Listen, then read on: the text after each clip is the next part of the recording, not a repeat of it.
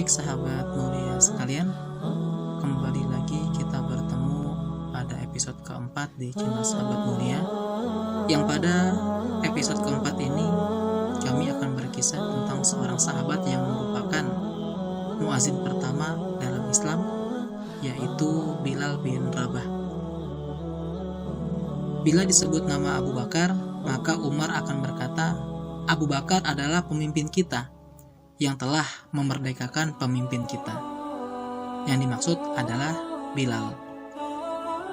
Seorang yang diberi gelar oleh Umar pemimpin kita tentulah suatu pribadi besar yang layak memperoleh kehormatan seperti itu. Tetapi setiap menerima pujian yang ditujukan kepada dirinya, maka laki-laki yang berkulit hitam, kurus kerempeng, tinggi jangkung, berambut lebat dan bercambang tipis, sebagai dilukiskan oleh para ahli riwayat, akan menundukkan kepala dan memejamkan mata, serta dengan air mata mengalir membasahi pipinya seraya berkata, "Saya ini hanyalah seorang Habsyi, dan kemarin saya seorang budak belian." Nah, siapakah kiranya orang Habsyi yang kemarin masih menjadi budak belian ini? Ya, itu adalah Bilal bin Rabah, muazin Islam dan pengguncang berhala yang dipuja Quraisy sebagai Tuhan. Ia merupakan salah satu keajaiban iman dan kebenaran, salah satu mukjizat Islam yang sangat besar. Dari tiap 10 orang semenjak munculnya agama itu sampai sekarang, bahkan sampai kapan saja dikehendaki Allah, kita akan menemukan sedikitnya 7 orang yang kenal terhadap Bilal.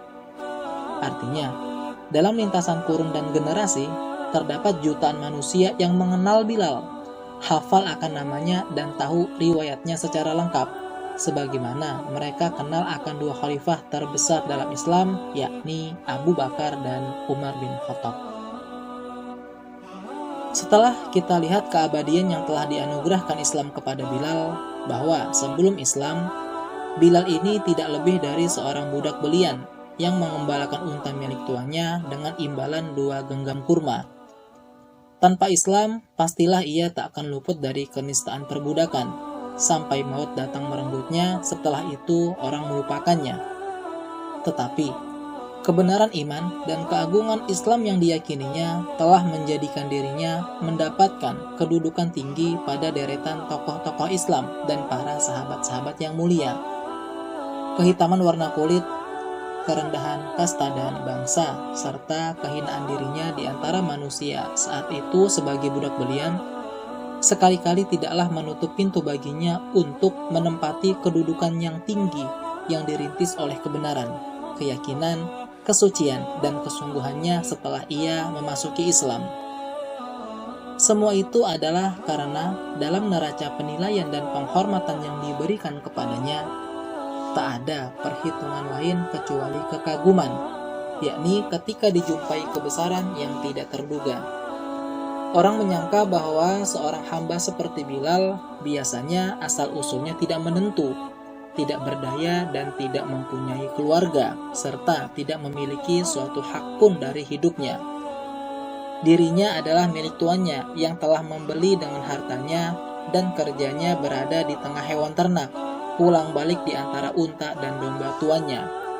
Menurut dugaan mereka, makhluk seperti ini tak akan mampu melakukan sesuatu atau menjadi sesuatu yang berarti. Orang banyak yang tidak mengira bahwa ia menjadi salah satu sahabat yang sangat luar biasa, karena ia mampu mencapai derajat keimanan yang tidak mungkin dicapai oleh orang lain. Lalu, menjadi muazin pertama bagi Rasulullah dan Islam, suatu keistimewaan yang menjadi incaran bagi setiap pemimpin dan pembesar Quraisy yang telah masuk Islam dan menjadi pengikut Rasul. Bilal bin Rabah. Corak kepahlawanan apakah dan bentuk kebesaran manakah yang ditonjolkan oleh ketiga kata-kata ini? Bilal bin Rabah. Ia seorang Habsyi dari golongan orang berkulit hitam. Takdir telah membawa nasibnya menjadi budak dari Bani Jum'ah di kota Mekah, karena ibunya salah seorang hamba sahaya mereka. Kehidupannya tidak berbeda dengan budak biasa. Hari-harinya berlalu secara rutin tapi gersang, tidak memiliki sesuatu pada hari itu, tidak pula menaruh harapan pada esok hari. Dan berita-berita mengenai Muhammad SAW telah mulai sampai di telinganya, yakni ketika orang-orang di Mekah menyampaikannya dari mulut ke mulut. Juga ketika mendengar obrolan majikannya bersama tetamunya, terutama majikannya Umayyah bin Khalaf, salah seorang pemuka Bani Jum'ah, yaitu kabilah yang menjadi majikan yang dipertuan oleh Bilal. Lamalah sudah didengarnya Umayyah ketika membicarakan Rasulullah, baik dengan kawan-kawannya maupun sesama warga sukunya, mengeluarkan kata-kata berbisa penuh dengan rasa amarah, tuduhan, dan kebencian. Di antara apa yang dapat ditangkap oleh Bilal dari ucapan kemarahan yang tidak berujung pangkal itu ialah sifat-sifat yang melukiskan agama baru baginya. Dan menurut hematnya, sifat-sifat itu merupakan hal-hal baru yang dipandang dari sudut lingkungan di mana ia tinggal. Namun selain ucapan-ucapan yang keras penuh ancaman itu, tapi terdengar pula olehnya pengakuan mereka akan kemuliaan Muhammad SAW, tentang kejujuran dan juga keterpercayaannya.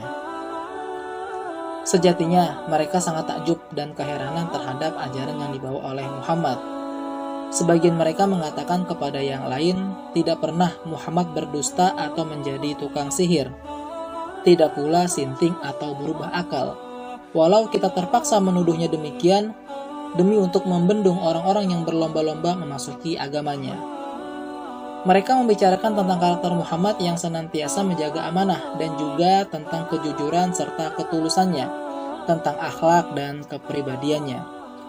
Didengar pula mereka berbisik-bisik mengenai sebab yang mendorong mengapa mereka menentang dan memusuhinya, yaitu pertama, kesetiaan mereka terhadap kepercayaan yang diwariskan nenek moyangnya.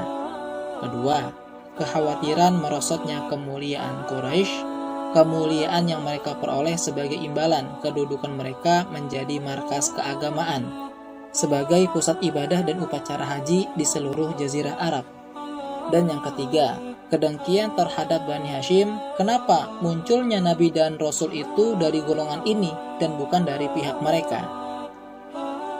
Pada suatu hari, Bilal bin Rabah melihat nur ilahi dan mendengar imbauannya dalam lubuk hatinya yang suci murni. Maka ia mendapatkan Rasulullah dan menyatakan keislamannya. Dan tidak lama kemudian, berita rahasia keislaman Bilal pun terungkap dan beredar di antara kepala tuan-tuannya dari Bani Jum'ah, yakni kepala-kepala yang selama ini ditiup oleh kesombongan dan ditindih oleh kecongkakan. Maka setan-setan di muka bumi tampillah bermunculan dan bersarang dalam dada Umayyah bin Khalaf, yang menganggap keislaman seorang hambanya sebagai tamparan pahit yang menghina dan menjatuhkan kehormatan mereka semua. Apa? Budak mereka orang Habsyi itu masuk Islam dan menjadi pengikut Muhammad?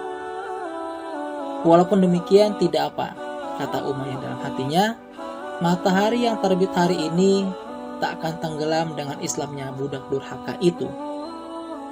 Memang bukan saja sang surya itu tidak tenggelam dengan Islamnya Bilal, tetapi pada suatu hari kelak matahari akan tenggelam dengan membawa semua patung-patung dan pembela-pembela berhala itu. Mengenai Bilal, tidak saja ia beroleh kedudukan yang merupakan kehormatan bagi agama Islam semata. Walau Islam memang lebih berhak untuk itu, tetapi juga merupakan kehormatan bagi perikemanusiaan umumnya. Ia telah menjadi sasaran berbagai macam siksaan sebagaimana yang dialami oleh sahabat-sahabat utama lainnya. Seolah-olah Allah telah menjadikannya sebagai tamsil, perbandingan bagi umat manusia, bahwa hitamnya warna kulit dan perbudakan sekali-kali tidak menjadi penghalang untuk mencapai kebesaran jiwa. Asal saja ia beriman dan taat kepada Tuhannya, serta memegang teguh hak-haknya. Bilal telah memberikan pelajaran kepada orang-orang yang semasa dengannya, juga bagi orang-orang di segala masa, bagi orang-orang yang seagama dengannya, bahkan bagi pengikut-pengikut agama lain. Suatu pelajaran berharga yang menjelaskan bahwa kemerdekaan jiwa dan kebebasan nurani tak dapat dibeli dengan emas separuh bumi atau dengan siksaan bagaimanapun dahsyatnya. Dalam keadaan telanjang, ia dibaringkan di atas bara dengan tujuan agar ia meninggalkan agamanya atau mencabut pengakuannya. Tetapi ia menolaknya, maka budak Habsyi yang lemah tidak berdaya ini telah dijadikan oleh Rasulullah dan agama Islam sebagai guru bagi seluruh manusia dalam soal menghormati hati nurani dan mempertahankan kebebasan serta kemerdekaannya. Pada suatu ketika, di tengah hari terik matahari di mana waktu padang pasir berganti rupa menjadi neraka jahanam, mereka membawanya keluar lalu melemparkannya ke pasir yang luas luar biasa panas dalam keadaan telanjang. Kemudian beberapa orang laki-laki mengangkat batu besar panas dan menjatuhkannya ke atas tubuh dan dadanya. Siksaan kejam dan biadab ini mereka ulangi setiap hari, hingga karena dahsyatnya siksaan tersebut, lunaklah hati beberapa orang di antara algojo-algojo yang menaruh belas kasihan kepada Bilal. Mereka berjanji dan bersedia melepaskannya asal Bilal mau menyebut nama Tuhan mereka secara baik walau dengan sepatah kata sekalipun. Namun sahabat sekalian, karena teguhnya iman Bilal, maka tak sepatah kata pun keluar dari lisannya untuk menyebut Tuhan-Tuhan buatan tersebut. Bukan nama-nama berhala yang keluar dari lisannya, justru berulang kali dan terus-menerus keluar kata-kata Ahad, Ahad. Hingga pada akhirnya setelah tiba waktu petang, ditegakkannya lah badan Bilal dan ikatan tali pada lehernya. Lalu mereka menyuruh anak-anak untuk mengaraknya keliling bukit-bukit dan jalan-jalan kota Mekah. Sementara lisan Bilal tak pernah lepas dari senandung sucinya, Ahad. Ketika malam tiba, Umayyah menawarkan kepada Bilal agar esok ia mau mengucapkan kata-kata yang baik terhadap Tuhan-Tuhannya. Sebutlah Tuhanmu, Lata dan Uzza, jika kamu ingin melakukan hal apapun yang kamu sukai. Telah letih kami menyiksamu, seolah-olah kami sendirilah yang disiksa. Tetapi Bilal lagi-lagi hanya menggelengkan kepalanya diikuti dengan ucapan Ahad, Ahad. Karena tak dapat menahan kecewa dan marah murkanya, Umayyah meninju Bilal sambil berkata, "Kesialan apa yang menimpa kami disebabkan olehmu, budak yang celaka? Demi Tuhan Lata dan Uzza, akan kujadikan kau sebagai contoh bagi bangsa budak dan majikan-majikan mereka." Dengan keyakinan seorang mukmin dan kebesaran seorang suci, Bilal menyahut, Ahad, Ahad. Orang-orang yang diserahi tugas berpura-pura menaruh kasihan kepadanya, kembali membujuk dan mengajukan tawaran dan berkata kepada Umayyah, "Wahai Umayyah, biarkanlah ia. Demi Lata dan Uzza, mulai saat ini dia tak akan disiksa lagi. Bilal ini anak buah kami, bukankah ibunya hamba kami? Nah, ia tak akan rela bila dengan keislamannya itu nama kami menjadi ejekan dan cemoohan bangsa Quraisy." Ketika waktu pagi telah berlalu, berganti dengan teriknya waktu zuhur yang pada saat itu kondisi Bilal masih disiksa kembali sebagaimana hari-hari sebelumnya. Tiba-tiba datanglah Abu Bakar As-Siddiq sambil berkata, "Apakah kalian akan membunuh seorang laki-laki karena mengatakan bahwa Tuhannya adalah Allah?" Kemudian ia berkata kepada Umayyah bin Khalaf, "Terimalah ini untuk tebusannya. Nominalnya lebih tinggi dari harganya dan bebaskanlah dia." Senyuman kejahatan pun keluar dari mulut Umayyah karena sudah hampir ia putus asa menundukkan Bilal.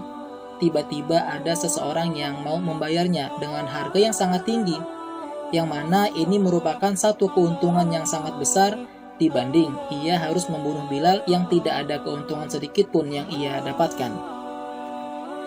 Sahabat sekalian, maka singkat cerita dijualnya lah Bilal kepada Abu Bakar, dan saat itu juga dibebaskannya lah ia dari belenggu perbudakan, dan kemudian berubahlah ia menjadi seorang hamba Tuhan yang merdeka. Dan ketika Abu Bakar membawa Bilal, berkatalah Umayyah, "Bawalah dia, demi Lata dan Uzza, seandainya harga tebusannya tak lebih dari 1 dirham pun pasti akan tetap kulepaskan." untukmu, wahai Abu Bakar. Abu Bakar adalah orang yang bijaksana dalam mengambil keputusan, maka jawabnya kepada Umayyah, demi Allah, seandainya kalian hendak menjualnya dengan harga lebih dari 100 dinar pun pasti tetap akan kubayar juga. Kemudian pergilah Abu Bakar bersama sahabatnya itu kepada Rasulullah dan menyampaikan berita gembira tentang kebebasannya. Maka saat itu pun tak ubah bagai hari raya besar yang sangat istimewa. Setelah Rasulullah bersama kaum muslimin hijrah dan menetap di Madinah, beliau pun mensyariatkan azan untuk melakukan sholat. Maka siapakah kiranya yang akan menjadi muazin untuk sholat itu sebanyak 5 kali dalam sehari semalam, yang suara takbir dan tahlilnya akan berkumandang ke seluruh pelosok? Siapa lagi kalau bukan Bilal? Seseorang telah istiqomah menyerukan ahad, ahad, Allah Maha Tunggal, Allah Maha Esa. Semenjak 13 tahun yang lalu, sementara siksaan terus membantai dan menyiksa tubuhnya, pada hari itu pilihan Rasulullah jatuh atas dirinya sebagai muazin pertama dalam Islam, dan dengan suaranya yang merdu dan indah diisinya hati dengan keimanan dan telinga dengan penuh keharuan. Sahabat mulia sekalian, antara kaum muslimin dan tentara Quraisy yang datang menyerang Madinah terjadi peperangan pertempuran berkecamuk dengan amat sengit dan dahsyat. Sementara Bilal maju dan menerjang dalam perang pertama yang diterjunkan Islam itu, yaitu Perang Badar, yang sebagai semboyannya dititahkan oleh Rasulullah menggunakan ucapan ahad, ahad. Dalam peperangan ini, Quraisy mengerahkan tenaga intinya dan pemuka-pemukanya terjun yang pada akhirnya menemui tempat pembantaian mereka. Pada mulanya, Umayyah bin Khalaf, yaitu bekas majikan Bilal yang telah menyiksanya secara kejam dan biadab, tak ingin ikut dalam peperangan itu. Tetapi karena mendengar keengganan dan sifat pengecutnya itu, maka salah seorang di antara kawannya yang bernama Uqbah bin Abi Mu'id mendatanginya sambil di tangan kanannya membawa sebuah padupaan yang dipergunakan wanita untuk mengasapi tubuhnya dengan kayu wangi. Setelah sampai dan ia berhadapan muka dengan Umayyah yang ketika itu sedang duduk di tengah anak buahnya, ditaruhlah padupaan itu di hadapannya seraya berkata, "Wahai Abu Ali, terimalah dan pergunakanlah padupaan ini karena kamu tak lebih dari seorang wanita." "Sial, apa yang kau bawa ini?" teriak Umayyah dengan geramnya.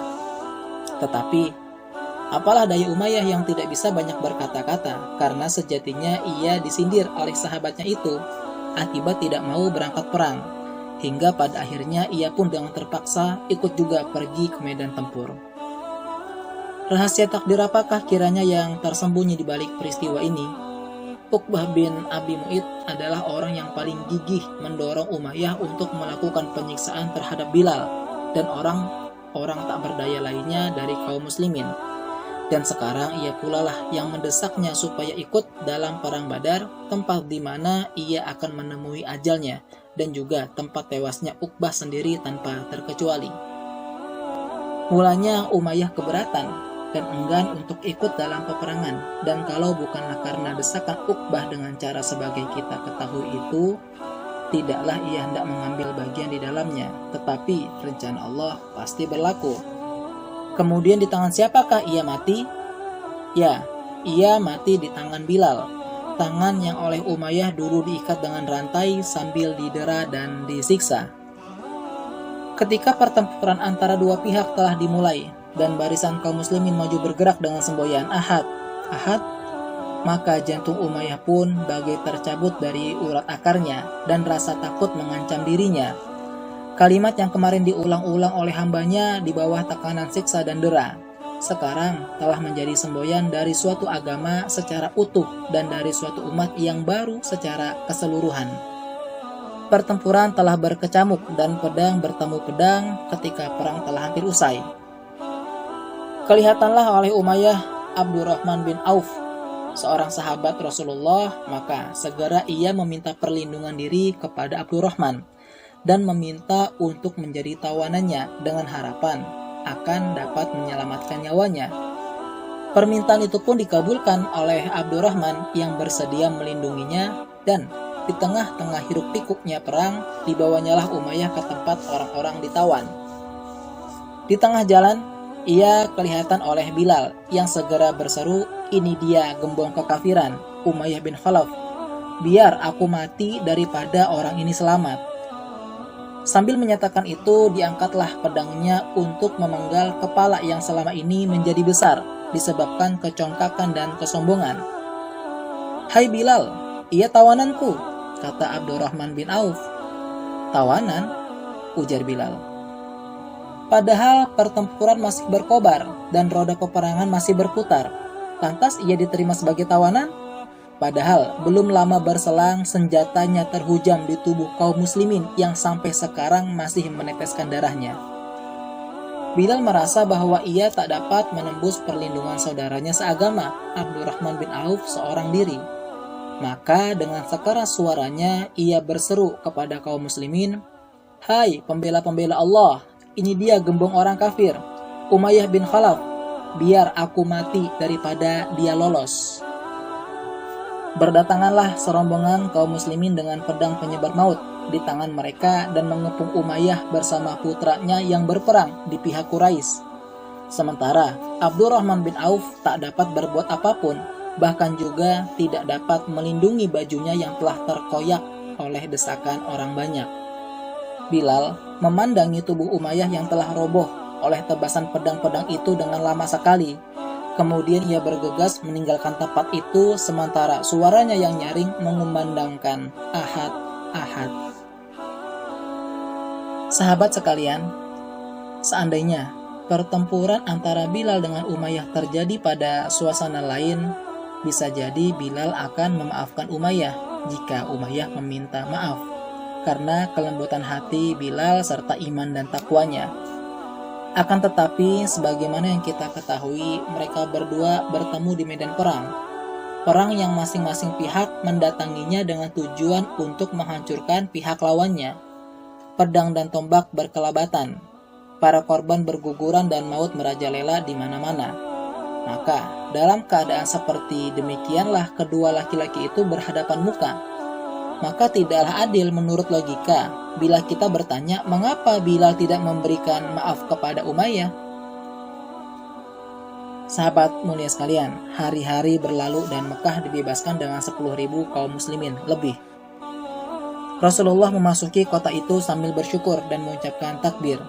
Beliau langsung menuju Ka'bah yang telah dipadati berhala oleh Quraisy dengan jumlah bilangan hari dalam setahun, yaitu tidak kurang dari 360 buah berhala. Yang benar telah datang dan hancur luluhlah kebatilan.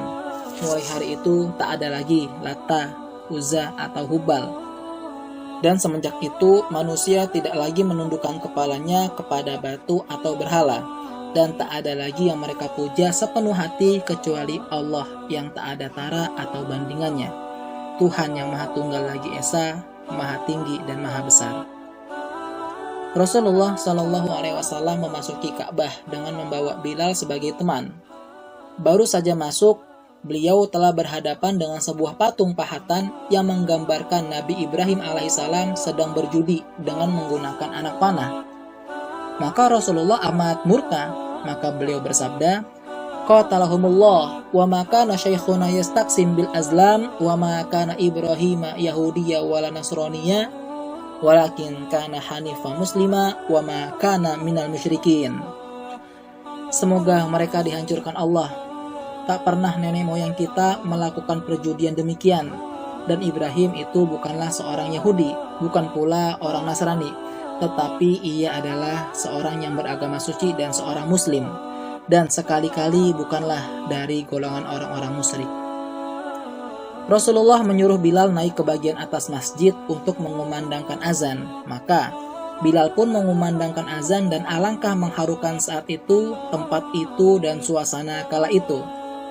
Gerakan kehidupan di Mekah terhenti dan dengan jiwa yang satu, ribuan kaum muslimin dengan hati khusyuk dan secara berbisik mengulang kalimat demi kalimat yang diucapkan Bilal. Orang-orang musyrik yang di rumahnya masing-masing hampir tak percaya dan bertanya-tanya dalam hatinya, inikah dia Muhammad dengan orang-orang miskinnya yang kembali terusir meninggalkan kampung halamannya? Betulkah dia yang mereka usir, mereka perangi, dan mereka bunuh keluarga yang paling dicintainya, serta kerabat yang paling dekat kepadanya? Dan betulkah dia yang beberapa saat yang lalu nyawa mereka berada di tangannya, memaklumkan kepada mereka, "Pergilah kalian semua bebas"?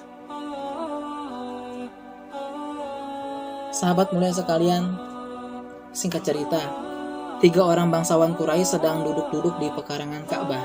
Mereka tampak terpukul menyaksikan panorama itu, yaitu ketika Bilal menginjak-injak berhala-berhala mereka dengan kedua telapak kakinya. Kemudian di atas reruntuhan yang telah hancur luluh, menyandingkan suara azan yang telah berkumandang di seluruh pelosok Mekah yang tak ubahnya bagai tiupan angin di musim bunga. Orang itu ialah Abu Sufyan bin Harb yang telah masuk Islam beberapa saat yang lalu, dan Attab bin Usaid serta Haris bin Hisham. Sementara matanya tertuju kepada Bilal yang sedang menyuarakan azan, Attab berkata, "Sungguh, Usaid dimuliakan Allah. Ia tidak mendengar sesuatu yang amat dibencinya." Berkata pula Haris, "Demi Allah, seandainya saya tahu bahwa Muhammad itu di pihak yang benar, pastilah saya paling dahulu mengikutinya." Sedang Abu Sufyan yang merupakan diplomat itu menyambut pembicaraan kedua sahabatnya sambil berkata, "Aku tak hendak mengatakan sesuatu karena seandainya saya berkata, pastilah akan disebarkan oleh kerikil-kerikil ini." Ketika Nabi meninggalkan Ka'bah, tampaklah mereka olehnya.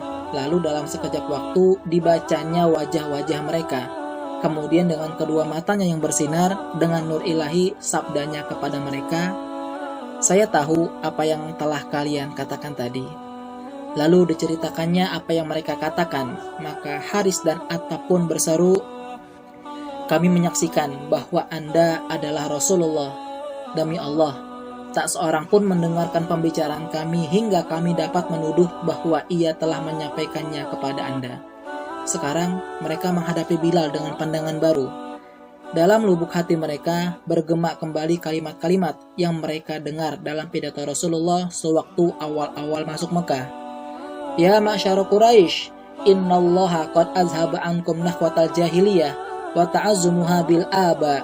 An-nas min Adam wa Adam min turab." Wahai golongan Quraisy, Allah telah melenyapkan daripada kalian kesombongan jahiliyah dan kebanggaan dengan nenek moyang. Manusia itu dari Adam, dan Adam dari tanah. Bilal melanjutkan kehidupannya kini bersama Rasulullah dan ikut mengambil bagian dalam semua perjuangan bersenjata yang dialaminya.